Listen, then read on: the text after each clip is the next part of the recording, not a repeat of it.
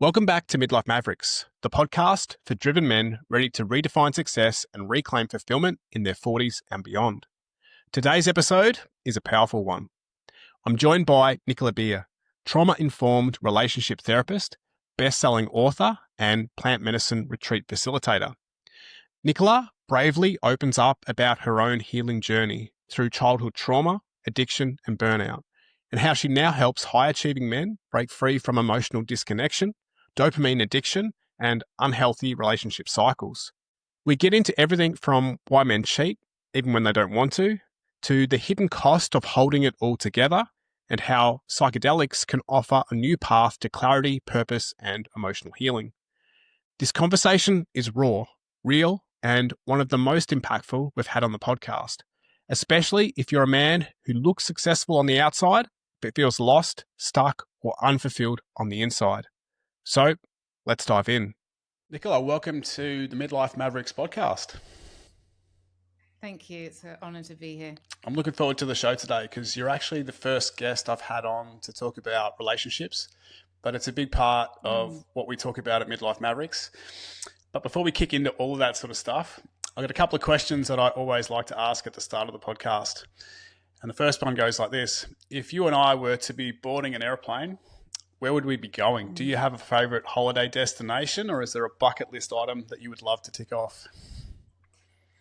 So I've always wanted to go to Barbados because apparently that I have some roots there. And so I'd really like to explore that. So along in my family line. So, yeah. Awesome. I've never been to Barbados, so I can't rate too much about it, but it does look like a beautiful place to go and visit. So maybe one day we can get there. That'll be great. If we're sitting on this airplane and we're heading to Barbados and we were to spark up a conversation and I was to ask you about, your mission in life at the moment, what would you say that would be? My mission in life is to really help people to heal past trauma so that they can have thriving relationships. And that's because my childhood was really difficult, really challenging. I had a lot of trauma, which really impacted my love life, my relationships. And it's taken a good 25 years or longer to heal the different patterns that came up from that. So my mission is knowing what a difficult journey I've had, but also great results in the end, is to help people that are struggling in their romantic relationships because of their past. Yeah. Yeah, wow. Well, I'm looking forward to maybe tapping into that a little bit more if we can, because one of the things that really attracted me to your profile when I sort of read it and I was looking up, you speak about, what you do is not just from a training base. It's not just the theory that you've learned, but it's also speaking from that lived experience. You call yourself a trauma-informed relationship therapist, which I thought is pretty powerful. So if we were to tap back into a little bit of that, maybe childhood story, that what you want to share, Sure. Where did it all sort of start for you? So growing up, my mum, we didn't know that she had bipolar at the time. She has bipolar now, but she was always very angry and aggressive and stressed. And she hoped, my dad had lots of affairs, and she hoped that by having more children, she would save her marriage. So she ended up having 4 of us really close together, so only 2 years apart. My dad was in and out of jobs, so there was a lot of financial stress and pressure. We were on free school meals, off free school meals, and that's what I remember as a child. And a lot of arguments around money and finances. And my mum couldn't cope. She really couldn't cope. So she would then, sometimes hit me, sometimes call me stupid, lazy. She was just so unhappy, so broken. And I learned, a lot of negative messages from that love isn't safe. You can't trust someone, because sometimes my mum would hurt me and then she'd want me to cuddle her and forgive her. And it was just very confusing. I also learned that, money and working is everything, that's what's going to save you. That's the cause of all problems.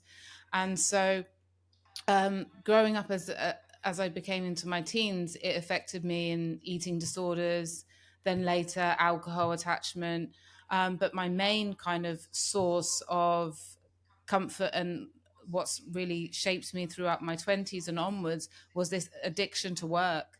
Just wanting and just feeling, okay, I need to be working, I need to be earning money, I need to be saving, and this constant, I'm not happy with myself unless I'm go, go, go, go, go. And that's been a really challenging kind of trauma effect to change, because society encourages it. Society encourages you to work hard, to achieve.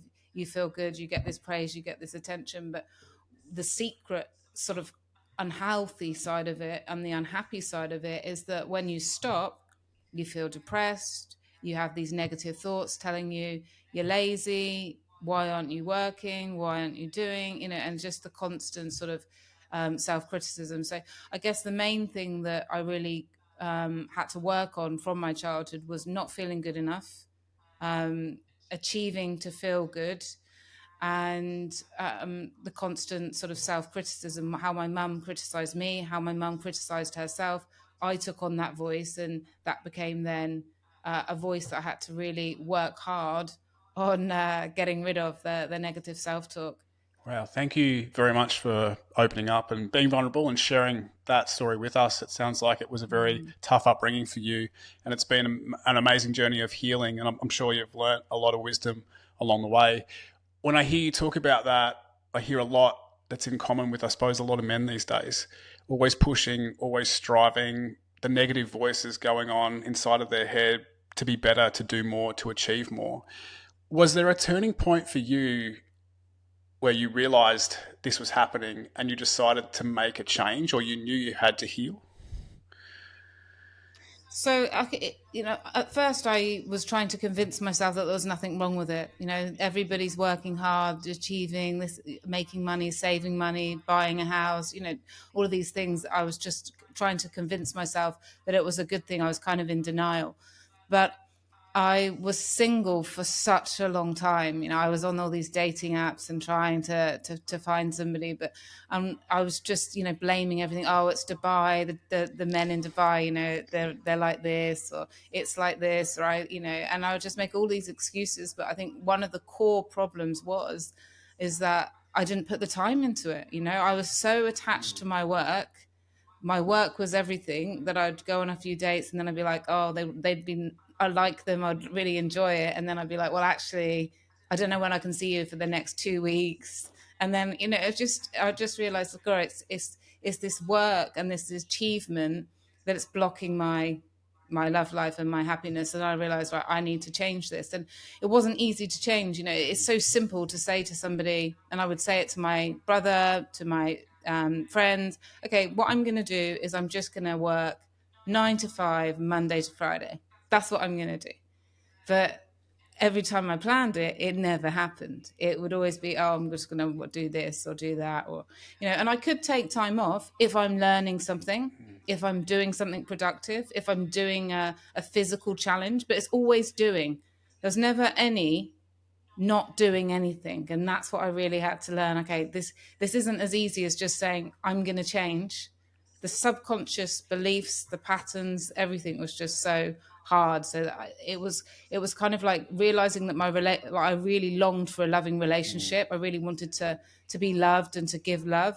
So that was one of the wake up calls. And then I also, I don't know if you've heard of that book, when the body says no. If you don't listen to yourself, then the body will say no for you. And I got an autoimmune disease. Thankfully, it's never come back since. Managed to get rid of that in 6 months. But it was my thyroid was overactive. So I was constantly, my metabolism was really high. My heart rate was really high. I'd sleep and I'd wake up and I'd feel exhausted. And my body was also just saying, stop this is too much. And even then I was confused. It was strange. I remember going for a walk with a friend and I said, I think I might be having burnout, because I'm really tired and I sleep 10 hours and then I'm tired, and not realizing, not putting the two together. I said, so all I'm doing right now is just working. So I stopped friends, I stopped the gym, I stopped everything else, but I kept work. I said, I'm just doing work. And then as I said that out loud to her, I thought, God, maybe it's the work. Yeah. So it took me a while to understand it, if that makes sense. Yeah, 100%, mate. It's funny how sometimes when we hit rock bottom and when our health starts to suffer, that's the cue for us to step back and to start asking those powerful Mm. questions, or to start analyzing, well, what am I actually doing with my time, and where's my health going, and why is it costing me all this? When you realized that, like, what was the first step for you, do you think, in starting to heal yourself, to make change? So I, first of all, I tried to do it by myself. So I was like, right, I'm a very goal orientated person. This is what I'm going to do. But then I just found I couldn't stick to it. So then I decided to go down sort of the trauma informed route and look at, okay, where is this coming from? Because the reason that I wasn't able to let it go was because of my childhood trauma, and because somehow wired in my belief system, Mm. because of that, I believed that the only thing I could rely on in all of that chaos and difficulty, the only thing I could rely on was my work.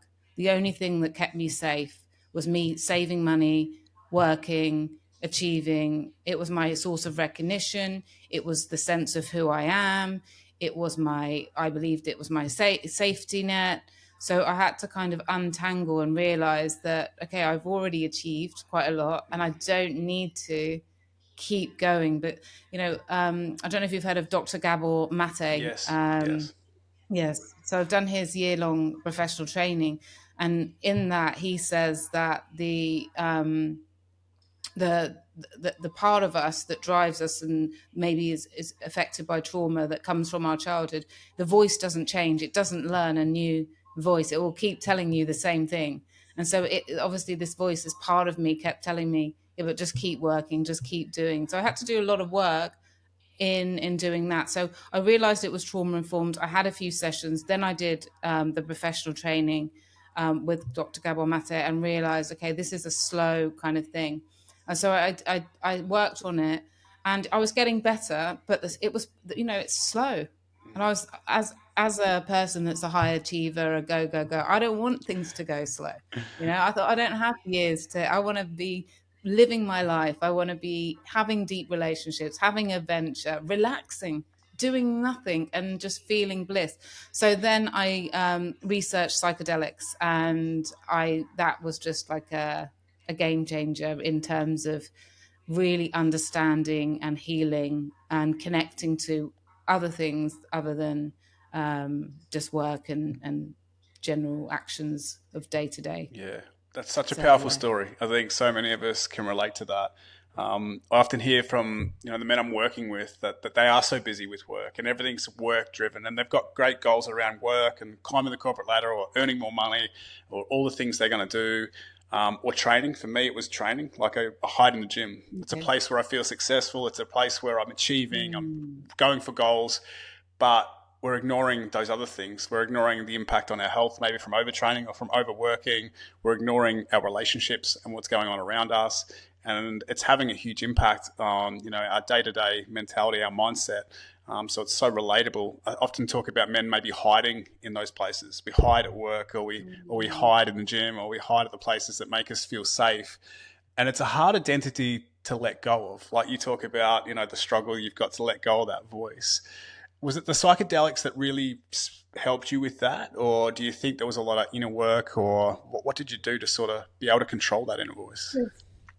So just going back to your point there, because I did the half marathons as well. Yeah. I did about six in a quite short space of time. I ran even though my feet were like begging me, not to run anymore, but I kept pushing and pushing. So yeah, I can relate to the sports as well. Now I'm gym, but luckily I've got a good balance. But I have also done, 2-hour sessions in the gym Mm. more than, sometimes every day, which is like too much really.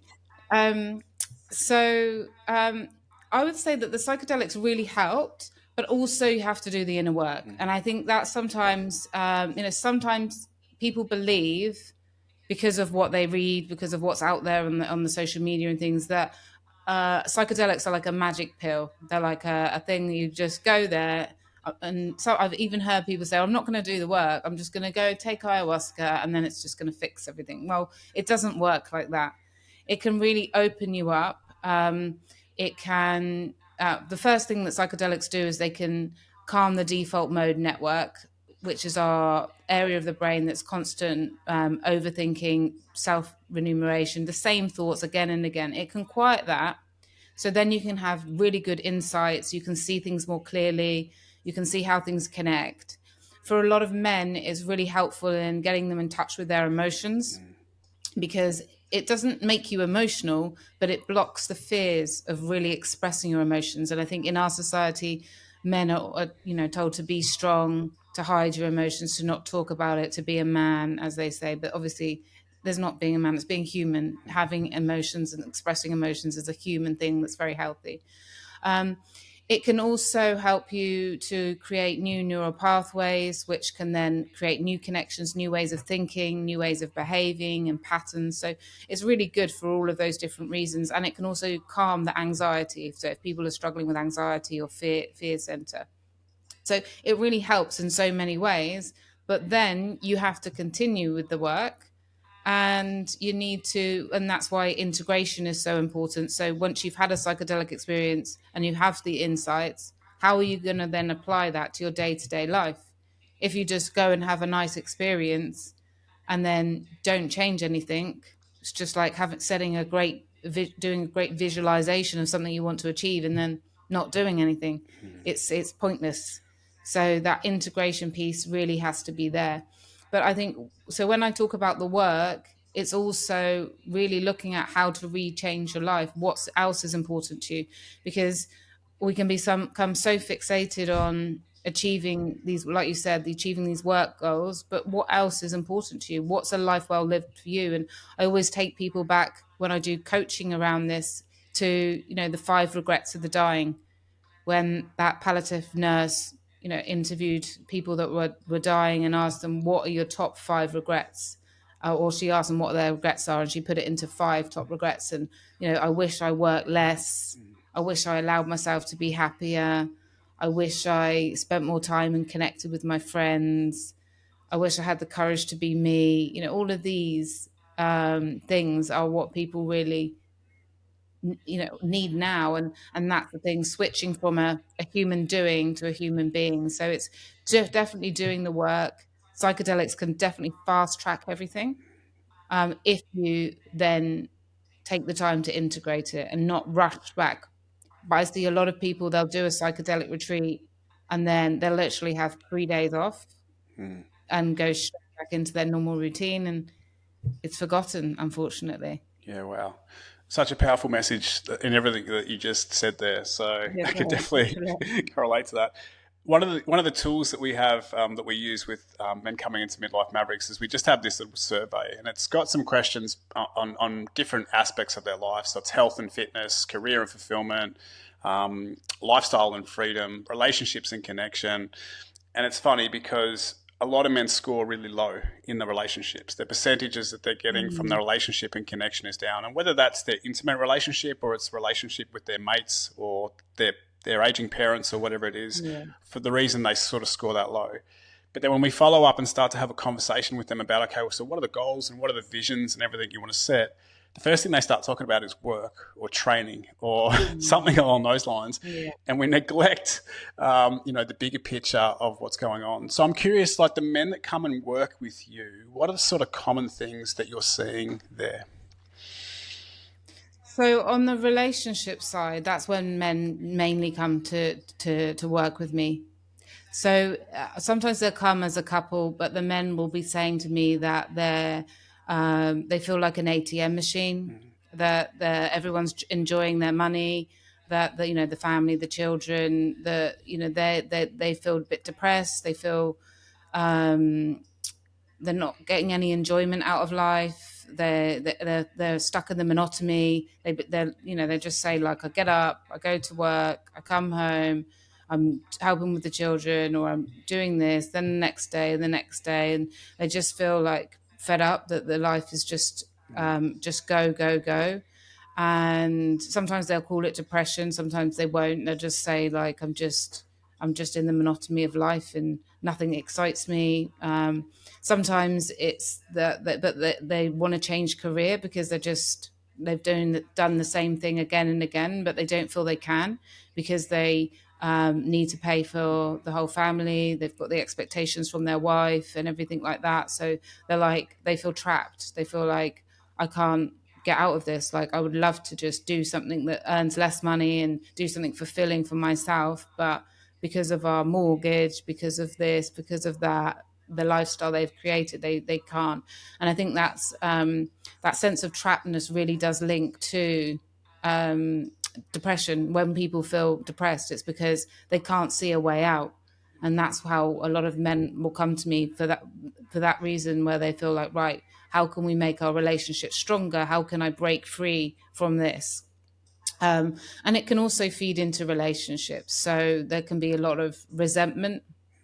Sometimes, especially if a couple have agreed that they'll both be working and then their partner isn't working, and that can cause a lot of resentment and stress.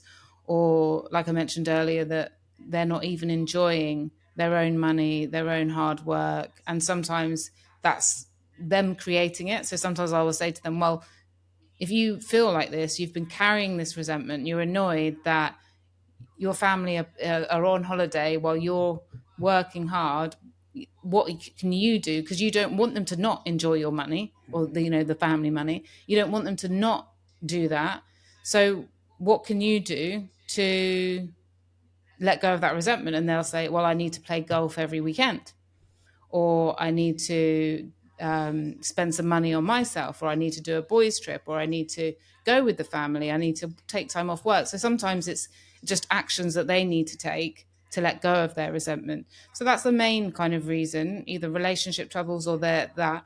And then the whole other side is where it leads to the push leads to escapism habits, like cheating, porn addiction, and then they come because they're like, this is, it's all blown up.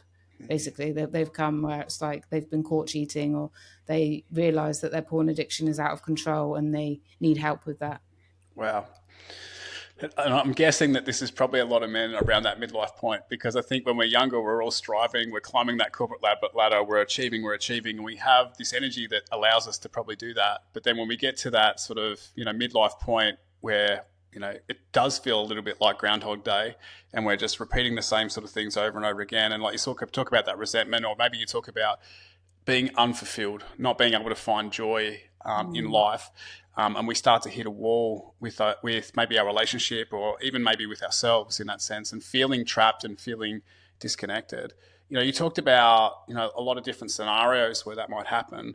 I'm curious to know, like, how do you work with men to resolve that? Because a lot of us feel trapped by that providing sort of mindset or mentality, or that belief system, and we just don't see a way out. I think we've just got the blinkers on. So can you shed some light on that a little bit?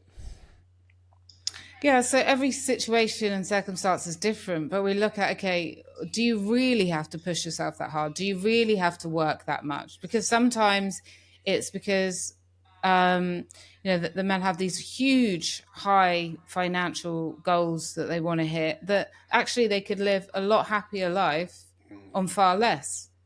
And so it's a balance between, okay, I can have millions, and or I can just have enough, but not work myself into the ground, or take more time off, relax more, change things like that. So sometimes we look at that. Sometimes we look at, okay, how to have a conversation with your family on how to save money. Sometimes it's like not about earning more and putting that pressure on yourself, but how to be more smart with money, how to get the whole family onto more of a budget and things like that.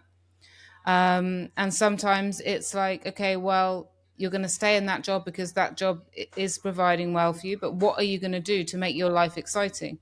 How can you do less at work and do more in other areas of your life to get that excitement, that fulfillment, that thrill in a healthy way? Because, like I said, a lot of people will come where they have been, then because they're so fed up and tired, they've withdrawn, and then they've done things to numb. So, like I mentioned, some people will have an affair, some people it will be alcohol, recreational drugs, just anything to kind of cope with the stress and the boredom or the that sense, that low sense. And that's where people get that dopamine addiction, unfortunately. And I think now in our society, it's not just men. We're more and more addicted to dopamine. We're more and more not feeling our feelings. Feelings are inconvenient because they slow us down. I think that's the perception.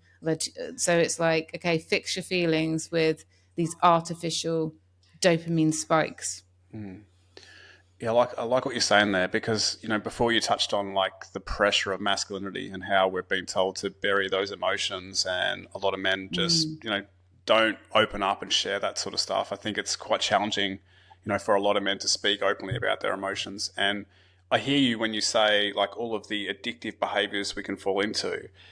I'm curious to know, like, what's the path forward with that? How do men go about connecting with those emotions? Is that through the psychedelics, or do you find that there's other tools that men can use to start to, I suppose, break free of what I like to call stoic masculinity? Yeah. So I would say to have a pause on the artificial dopamine spikes, like a 30-day break. Because how the dopamine works in our brain is that we have to have a certain level. Our brain is wired to have a certain level of dopamine. And this is for survival. Because if it was too low, then we wouldn't be motivated. We need it's responsible for motivation. And if it's too high, then our brain will bring it back down to a certain level, so that, because if you're having too much dopamine, then from the survival point of view, you're not going to go out and get food, you're not going to connect with others and mate and reproduce. So our brain has this level. Now, when we give it artificial spikes, so lots of porn, lots of scrolling, lots of exercise, over exercising can be there, all these other behaviors, alcohol, drugs, whatever it is, when you're giving it all these really high spikes, naturally your brain is going to bring it down. It's going to say, wow, there's too much dopamine in the system here. Let's bring it down. Let's bring it down. So then people have a dopamine deficit. So when you have a dopamine deficit, you're going to need to spike it even more. So people get stuck in the cycle where they need that, messaging someone or whatever it is to feel high. To feel normal, to feel anything.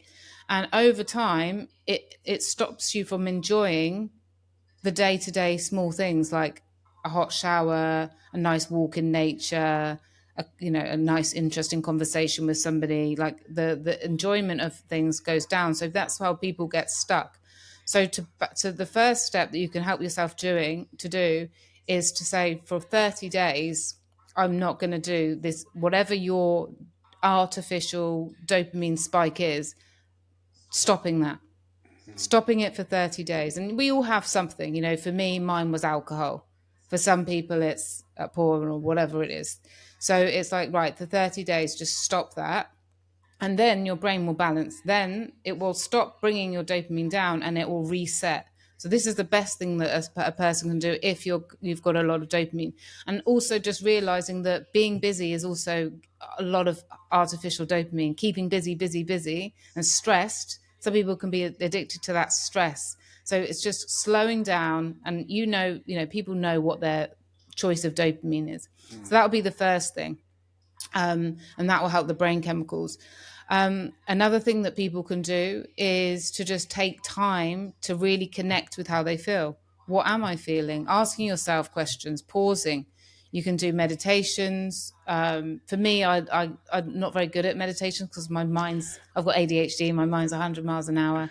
So I walk, no music, no phone, and my mind just goes all over the place. But then I can really ask myself, how do I feel? What's going on?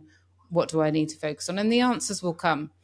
So taking more time as well, doing nothing, will also let the answers come. Because in order to be in touch with our subconscious, which drives all of our behavior, which knows how we feel and what we want and what's good for us, we need to communicate with it. And you can't communicate with it if you're busy all the time. So meditations, journaling also, so it's your unconscious mind talking to you. asking yourself, what would make me happier? Where am I? What's fulfilling me, and things like that. So these are things that people could do straight away to help themselves. Yeah. Yeah, it's great stuff. It's that inner work, isn't it? Like we don't slow down to sometimes just ask these questions. We're so busy with all the things that we have to do, all our responsibilities, that we just go, go, go. And unless you can put the foot on the brake and actually assess this sort of stuff, it can be hard to sort of see the clear path forward. I like the way you gave that analogy about the dopamine. And I think it's like, we're always scrolling, we're always on our phones, we're always watching Netflix, we're always doing something that's just constantly bombarding us with that dopamine. And I love it how you said it's one of those things where the brain's just down regulating so much dopamine. So then we're just driving for more and more and more. And I think it's an easy habit to fall into, isn't it? And even maybe you're replacing one dopamine stimulus with the next. We go from being at work to being at home on our phones to being in front of a TV to, reading a book to so many different things. And we just never take that time to switch off. I feel for me like training was my addiction and a big part of my identity as a personal trainer. And I immersed myself in that. And like you were sort of saying, there was a time where I did triathlons and marathons and trained the house down for weeks. And then there's also times where I've given up the endurance sport, but still been in the gym for 2 or 3 hours a day, doing crazy amounts of training. And it's only recently that I've managed to sort of step back from that. But I do find training this sort of meditation for me. Like when I'm in training. I'm so in my body and aware of what I'm doing. But it was just bringing that back a little bit to do less of it, like restricting myself to, 4 sessions a week, making it an hour, 15 minutes, getting in, doing the work. And I do find like it gives me clarity and it does give me space to think about other things. But just restricting it too, I also found that it gave me more space for the other things in my life that probably needed more energy and time. And some men sort of think, oh, you're giving up, you should be pushing harder, you should be striving, and why are you doing that? But I think it's not until you actually take the foot off the gas and you see how it has an impact on the things around you that you start to see, okay, you know what I was doing was maybe not serving me in the way I wanted it to. And by just stepping back now and gaining more clarity, I've opened up more energy and time and I feel better for it. And I think it's a hard belief system. It was a hard belief system for me to break. It's taken me 44 years, but anyway.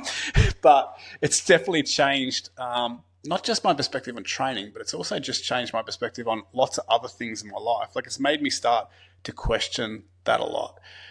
Do you find that when you're working with your clients and they're bringing up these things and they're talking about the different things that they could change, that it's a snowball effect, that once they start to make small changes, it has a big impact on so many other parts of their life?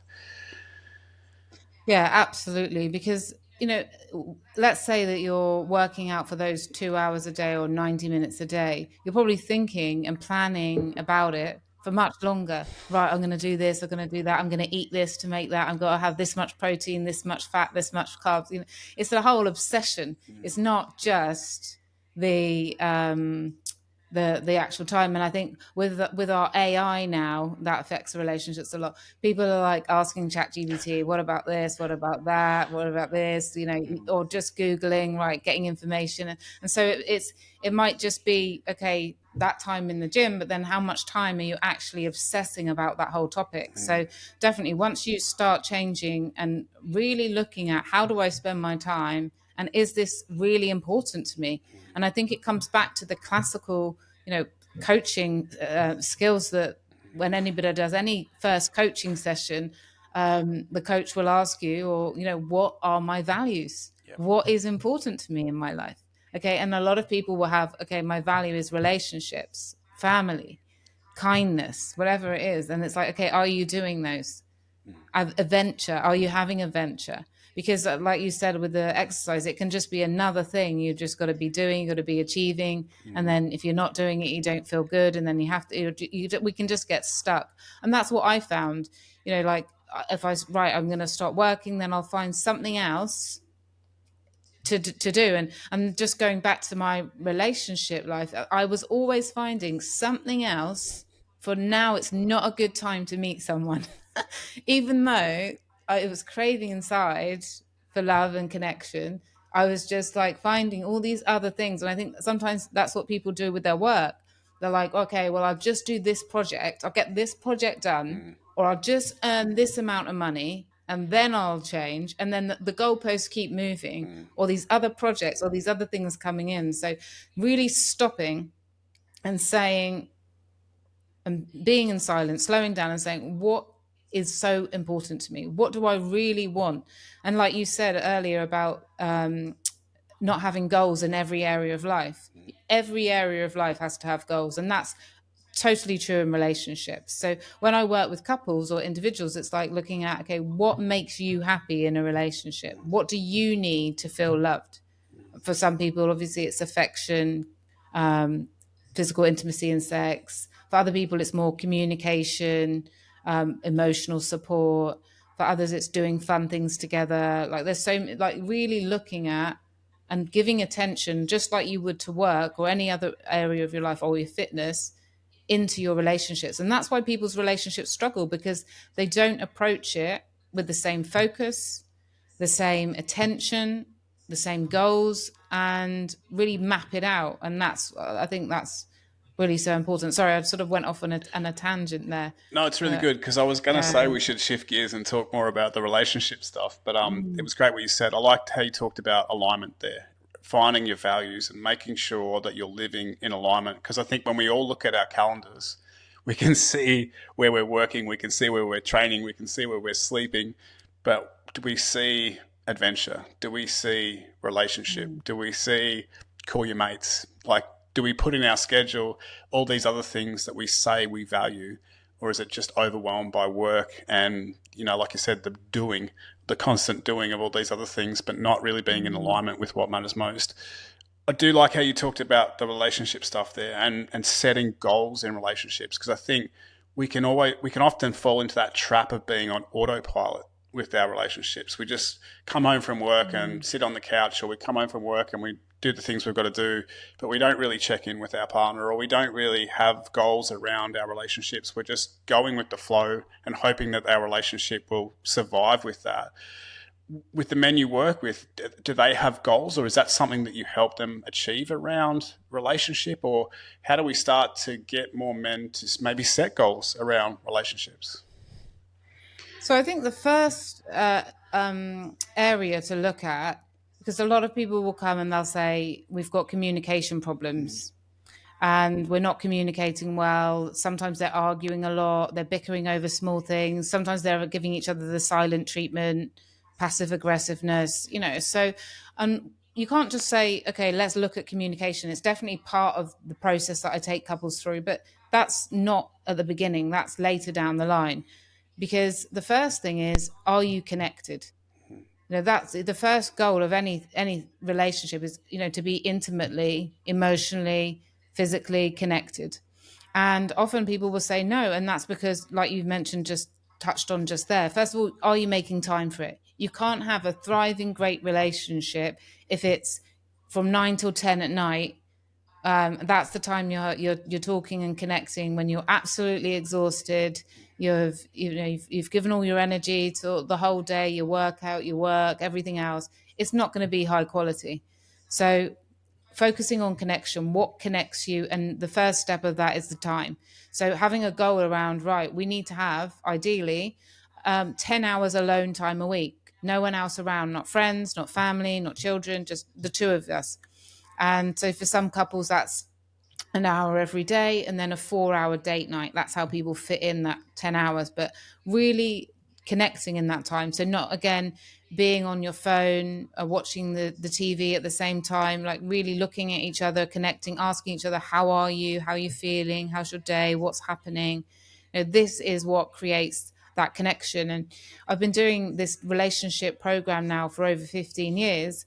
And when I first started, I've got a list of 30 really important relationship needs. And one of them is attention and being present. So someone really wants their partner to give them more attention and be more present. They feel that they're there, but they're not there, or they're there, but they're doing something else. And this used to come up a little bit it used to come up often. One every so often a couple would say, yeah, this is what we need to work on. Now every single couple has a problem in their relationship with a lack of attention and a lack of presence by one or both partners. And often now it's both, and they'll say, yeah, we're both as bad as each other. We're sat there, we're scrolling. We're there, we're on a date, but we're like, oh, can I just get this? Or can I just message this? Or let me, I was talking to a lady who was a teacher actually last week, and she said that they, in the middle of TV shows, they're googling, okay, who's the actor in this? What other shows has this actor been in? Who, like it's a constant stream of not even cuddling and watching the show together. Their minds everywhere else, and so connecting through time is really important. And then whatever is important to you, what made you fall in love, what makes you feel connected, it's different for everybody, but that's the first area of focus that a couple need to have. Yeah, it's interesting, isn't it? Our world is just full of so many distractions, and it's just so easy to get pulled left, right, and center. And even though we love that person and we say we want to spend time with them, the reality of what's going on in so many relationships is exactly the opposite. And it's just, I think it's so hard, isn't it? Like, it's so hard to break free of all these distractions and turn off all that noise so that we can just connect. And it's just a constant struggle. Do you have any tips that you share with that? Like, how do you find when you're working with couples and that conversation comes up and they're like, oh, we just find it so difficult? Yeah, so like anything, I think you have to make rules around it. So if you just say, okay, we're going to be on our phones less, yeah, we'll make more of an effort, nothing is probably going to change.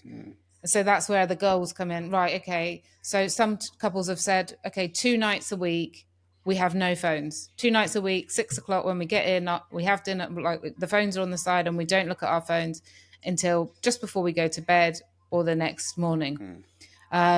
Or some couples will say, okay, during the 5 till 7 when the children are there, we're bath and bedtime, whatever their routine is, no phones. Or like date nights, no phones. So you have to kind of make rules around it.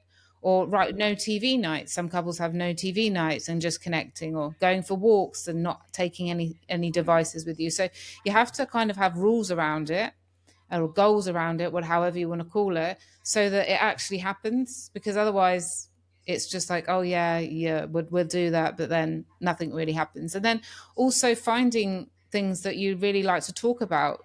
Sometimes couples get stuck, and this adds to that monotony that we were talking about, that boredom of life, where the whole conversations are about how was work, what's coming up next, what do the children need, what bills need to be paid. Like, the conversations become boring, and that puts the relationship at risk of cheating, that puts the relationship at risk of resentment and disconnection. So you also need to put in effort into your conversations. Sometimes I'll say to people, in your lunch hour, read some things, listen to the radio, have new topics, come with new things to talk about. And also with that, do things together and do things individually outside of your normal work and family routine, or work and relationship routine. So you've got more interesting things to talk about.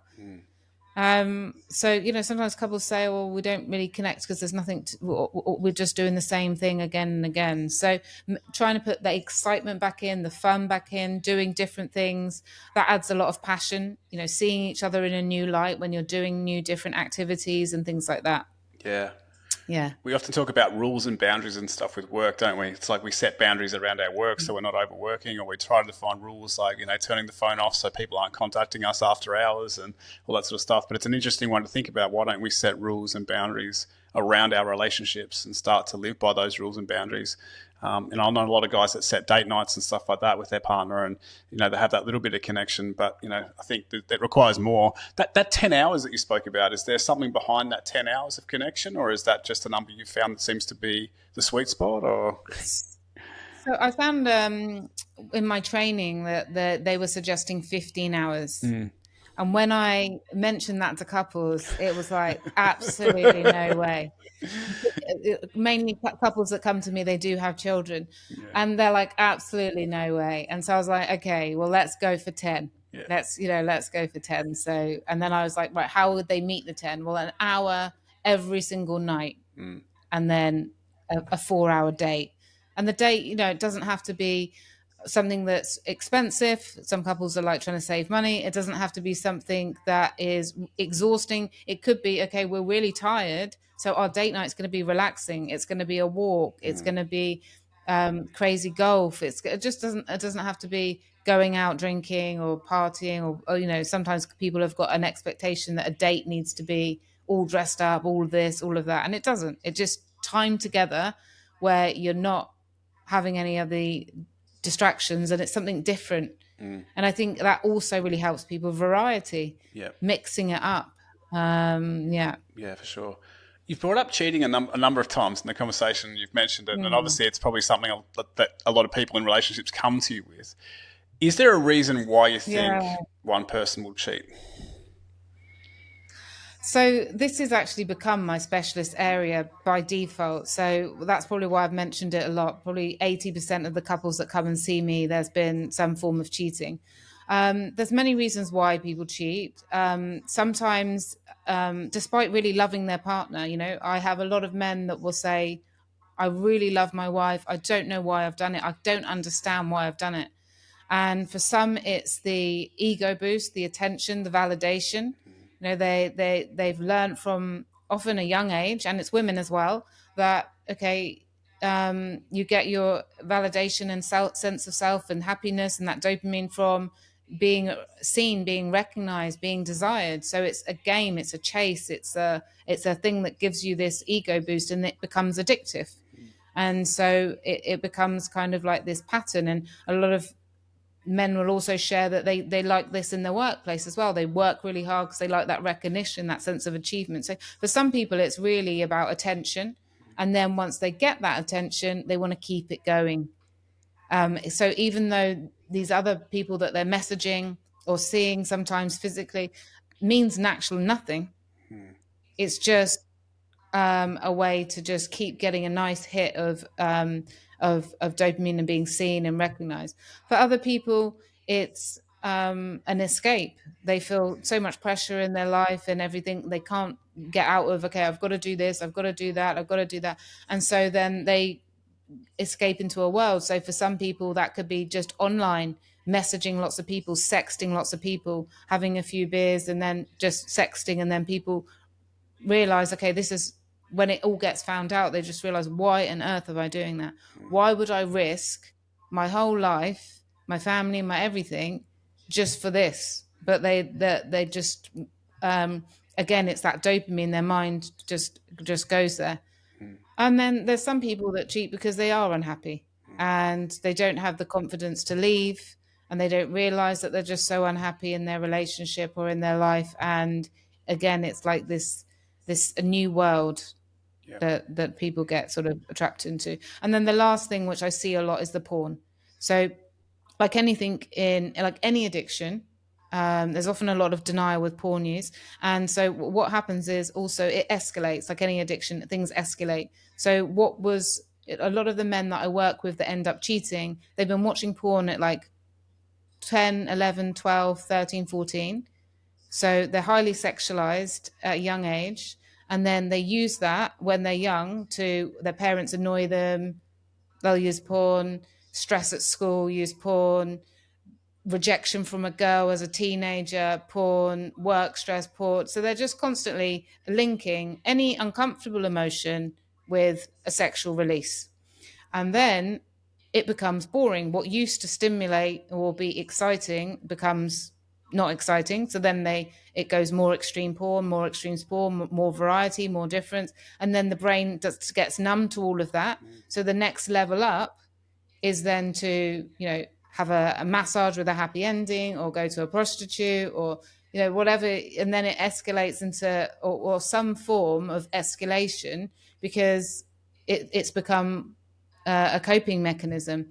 And so people are like, when it all comes out, they're shocked at like, how have I done this? Because I really don't want to hurt my partner. So it's just being aware of the consequences early on.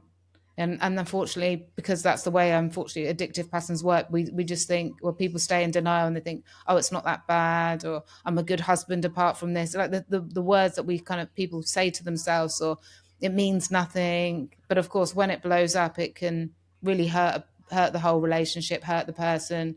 There's a lot of guilt and shame, obviously, for the person that's done it, and it creates emotional havoc. So I think that's why I talk about it, because that's why people will actually then reach out. Some people have a lot of relationship problems, but it's not enough to say, I need help. But when something like that blows up, that's when people go, actually, really need some help here. We don't know what to do. That's a great story, I think, or a great way to speak about it. Because I think, we can fall into that trap of, watching porn and think that it's nothing or it doesn't mean anything. But then if it's going to escalate into cheating or it's going to escalate into something like that, that's going to hurt the people we care about the most, to actually sit back and go, well, actually, maybe that's not such a great habit. Maybe I do need to get on top of that now before it does go down that path, is something that I think a lot of men could probably wake up to. Because I hear that too with the clients I work with. Sometimes when we're diving into values and we're diving into the visions of the man they want to become, some of them don't have relationships and they're relying on porn to be, something that's giving them that stimulus, but it's not what they want. And they're trying to create space and time to spend with people, and it's just like, well, I keep falling back into that old habit. So something like this, that you've mentioned is a good realization for that. Because I think a lot of guys, self-included, when we look at therapy, we think, oh, I don't need therapy. Like, why do I need therapy? It's a hard thing for us. Again, that masculinity. I don't need help. I don't want to put my hand up because I can fix myself. That's what we tell ourselves. What would you say to men that are in that mindset, that they think that they can fix themselves? So I would say that you can fix yourself to a degree. You can do it consciously and try and say, well, I'm going to set this goal and do this and do that. But unfortunately, it's really difficult because you're just relying on willpower and your conscious, planning. But unfortunately, it needs so much more than that, because our unconscious patterns drive everything. And so unless we work with the subconscious mind, it's our success is going to be short term normally. And that's the problem. People think, right, I'm going to do this, and then they don't get the results. But if they do, I mean, fantastic, good on them. But if they're trying to change something and it's not changing and they keep defaulting back, that needs to do the deeper work and look at, where is these patterns coming from?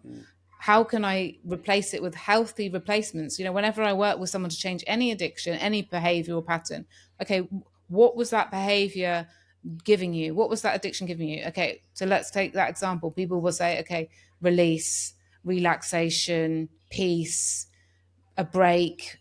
So it's then saying, okay, what are healthy ways to feel relaxed, to feel at peace, at ease? Comfort was the other man I was speaking to yesterday, an executive who was caught cheating. What is it giving you, and finding healthy ways to do that. And you can't really do that deeper work, because I worked with this man and he didn't know why he was doing it. He was like, I don't know. He was sexting an ex colleague for a year.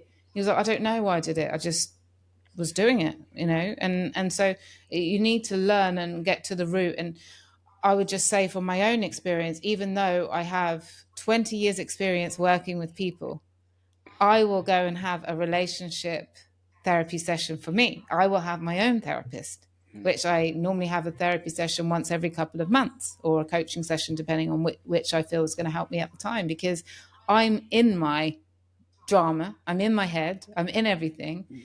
And it helps me to express it and to have feedback, and to sometimes to go deeper into, okay, why is this adult problem bothering you so much? It often always links to our childhood. Everything is, or doesn't have to be childhood. I'm sure there's people listening to this saying, well, I have a great childhood, everything was great, everything's fine. Now there are people that's to watch out for, really. But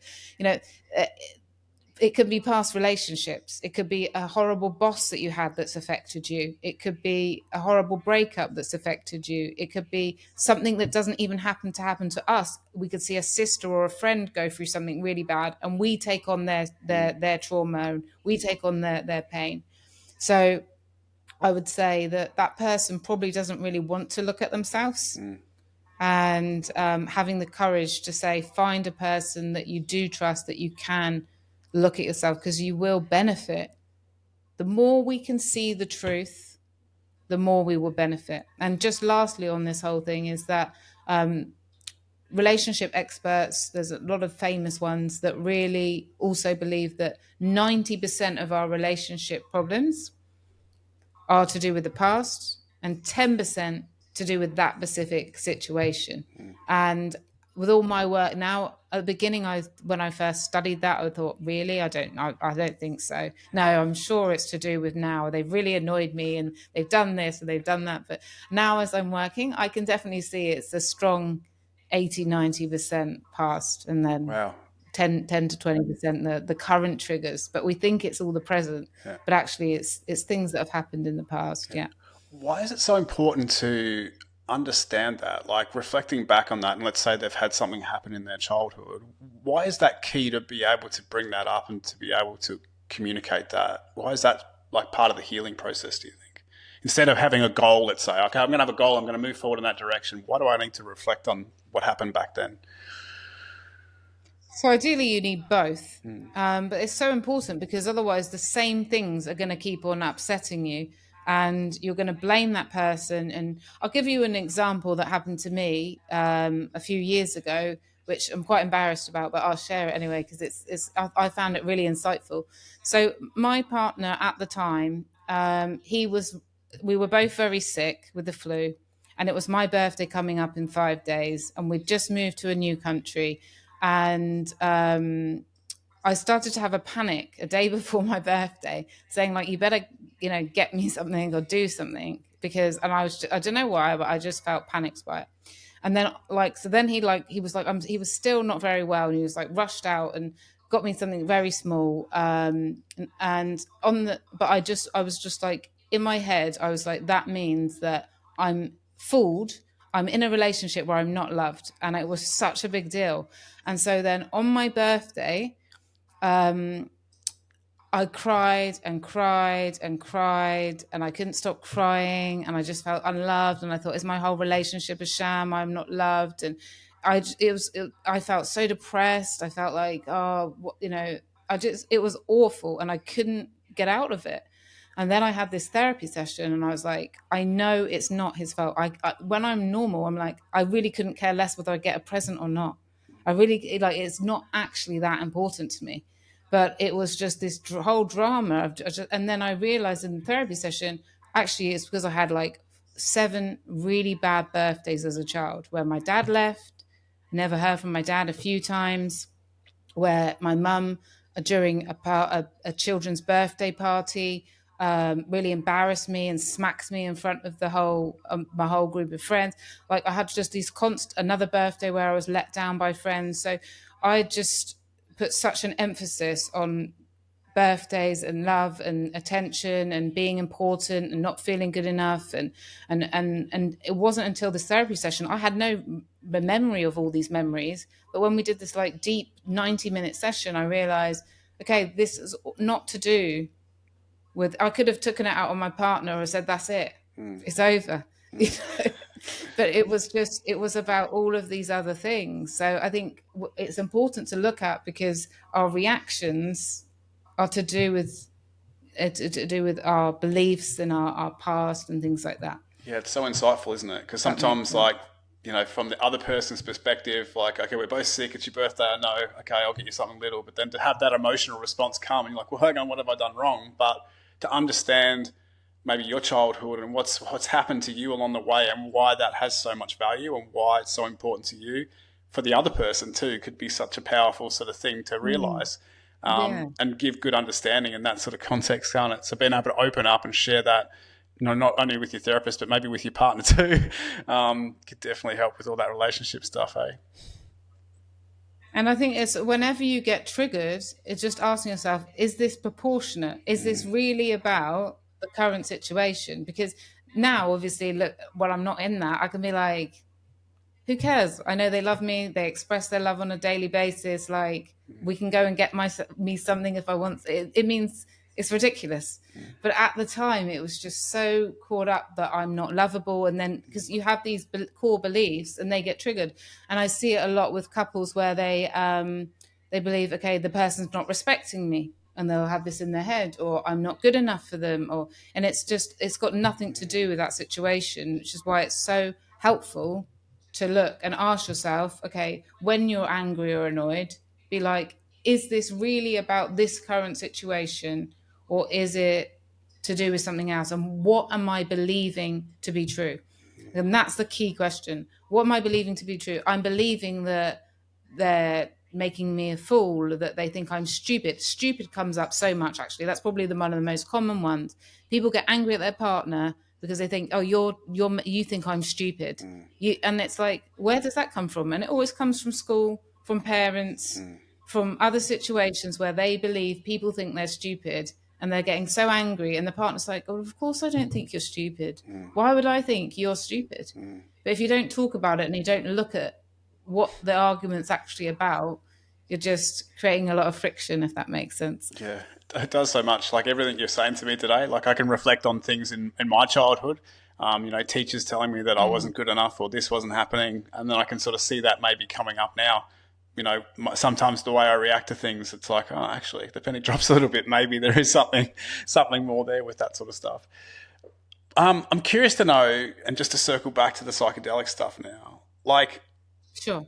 the relationship stuff. So, obviously we can take psychedelics or we can go down that path. How do you, I suppose, work on relationships with psychedelics? Can you choose, like if I'm going to go and do this psychedelic thing, can I say, okay, the focus is going to be relationships, or is it not so in control? Like what happens there? Yeah, no, that's a really great question, and you absolutely can. Let's say you're going to do a psychedelic experience. Let's say mushrooms. I work with mushrooms and San Pedro, so I know a lot about them. The other two, the other, 5 or 6 medicines I don't work with. But you can say for your intention for the mushroom session is to explore why you're perhaps unhappy in your relationship, or why whether to, had a man come and do a retreat with me about 6 months ago, and he was not sure whether to stay in his marriage or not, whether it wasn't working. He didn't know, so he wanted to get the answers, and he got the answers. So it can definitely help if you set an intention. Occasionally, though, the medicine will take you on something else, which you may feel this isn't really related, but often it is related.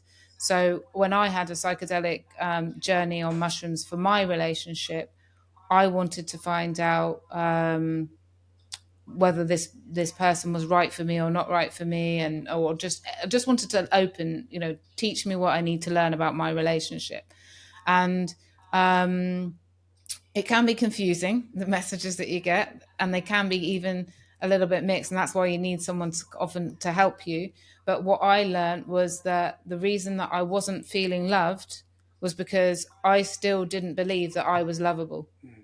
So I went there to learn about my relationship, and I didn't get any insights on my relationship, but I got the insight that I need to work on feeling lovable and accepting love and seeing myself as lovable, which was really beneficial to then relationships. So you definitely can set attention.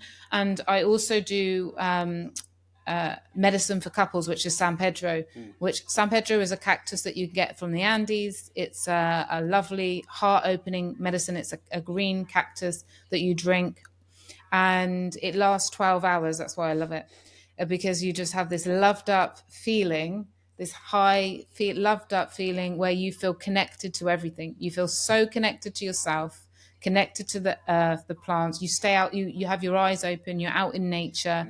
You feel connected to everything. And then it's great for couples. It's great to do it by yourself, but it's also great for couples because then they can have real empathy. They can talk about things that are difficult. They can really feel each other, not just hear, okay, my partner's telling me this about this story. Like, you can really feel each other. And then that really helps to connect. So definitely psychedelics can be very powerful for relationships, and you definitely can set intentions. However, yeah, just like I said, if the medicine or your highest conscious self, that's what it is, believes that there's something else you need to work on first for your own healing, it will take you in a different direction. But that's your higher conscious working with the medicine. Yeah. So it's always good for you. Yeah. When you say set an intention, is that like just like on the day, okay, I'm really thinking about my relationship. The intention is, my questions are, is this the relationship for me, or whatever it is we're going? Or is there like a build up to the process? Like, are you trying to do something every day in preparation for this, or how are you using that intention, I suppose, to sort of guide and the journey you're going to go on? So I like to have people think about their intentions at least 2 weeks Yeah. before, and really focus on it for 2 weeks, and really be like, right, what do I really want to get out of this? What do I really need to know? And journaling their thoughts on that topic, and then coming up with sort of like a big question or a big kind of area of focus. And the better the intention, the better then the integration after, how to bring it into your life and get the lasting changes, because you want the lasting benefits. And if you don't have a really good solid intention, then you're not going to have a good integration afterwards. So yeah, definitely thinking about it and planning it for a couple of weeks before. Yeah. And if you go and do a retreat where they don't offer integration support or intention support, then I highly recommend finding someone online to help you to do that. Yeah. What is that? So Yeah. you mentioned that earlier. It's like, you go on this journey, you do the psychedelics, and it's like not setting time after that experience to actually integrate that. What does that integration sort of look like? So I offer like an 8-week program where we're mapping out, okay, what are the actions you're going to take? How are you going to bring that into your daily life? So you've said, okay, you're going to end this relationship, or you've said that you're going to work on your relationship. What does that mean? What does that look like? How will you do that? Like really probably the practical sort of coaching and skills that you probably take people through, but just, and sometimes it's like, people get really confused about what it actually means. So you also want to be there to help people slow down, because you don't want people to be like, right, I'm going to go and give all this money to this person, or I'm going to do this. So we always like to, okay, you've got these ideas and actions. Let's just get into the actions that we know are definitely going to help. And if there's big life things, just let it settle for a little bit. So you're also there to minimize damage, as well, because some people might get these insights and want to just go full ahead without like consciously sort of preparing and going through it. And then it's accountability. So okay, how is that going? Because once you start with something, once you start making big changes, there's probably a reason why you didn't make those changes in the first place. Maybe there's going to be resistance from yourself or from others, and that's why people need that support, because it's difficult. Let's say you say, oh, this relationship isn't fulfilling and I really need to end it. Well, then you have to go through that, and it may be very painful. That person might not accept it. That person might react very badly. That, like you might doubt and question yourself. So you kind of need that support. Yeah, awesome. Yeah, I Yeah. like that you've got that support there, and I think it's very important. Like you sort of say, we can go and have these visions, or we can set these goals or visions, or create what we think we want to create, but not to have that support and not to keep doing the work after. That experience can obviously make it quite challenging. Is psychedelics like a one-off thing? Is it something that I'm just going to do once, or am I going to do it multiple times, or is it just depending on the individual person? And also, is there like a time frame? Like if I've done one experience, should I be waiting a certain amount of time before I do the next one? Yeah. So how I look at it is, and what I do is what different things to work on. I mean, if you have some different things to work on, you could do one retreat and then wait 6 months and do another retreat. If you're working on different things, if you've got things that you want to have answers to or to work on, then yes, and it just works in layers and layers. When I did my San Pedro chaining with a shaman in Ecuador, I was doing it 3 times a week, three San Wow. Pedro full days a week. So sometimes I would leave the intention open to whatever the San Pedro wants to teach me. And I would always get something. And sometimes it would be healing my relationship with my sisters, where I've lived overseas for over 18 years. My connection to my sisters has not been strong. So that wouldn't have been my intention.